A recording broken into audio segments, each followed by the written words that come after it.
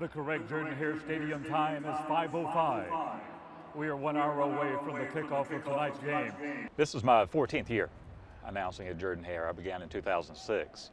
Fans, direct your attention to section 46 for a special presentation. My job is to announce to the fans what is happening.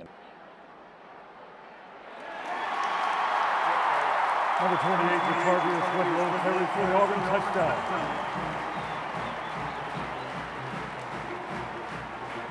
A typical week is probably about 7 to 8 hours of preparation.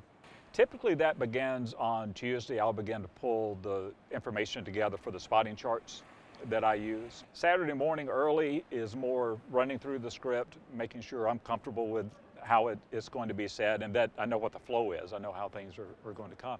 And then it's about 4.5 hours before the game, Eric Canada, either he will pick me up or I will pick him up and we'll drive in and make the walk across campus. As stadium announcer, there's a certain amount of attention that comes my way because I happen to be one who does the talking. But the reality is I'm just one part of a very great team. There's Eric Canada, my spotter, who is very much my partner in this. Jason Harbison is part of this.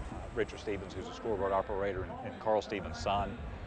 Dan Heck with marketing and that entire team, the Regal production team, the sound guys who are absolutely amazing, and game day operations, and that list goes on and on and on. I think anyone who is connected with broadcasting in any way sees the Jordan-Hare stadium announcer position as a dream job. I mean, it is one of the best, and in my mind, the best announcing gigs in the country.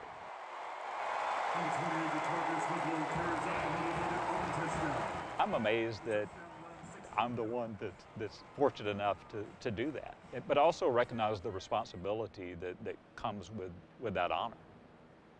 I'm Rick Smith, Jordan-Hare Stadium announcer, and this is my Game Face.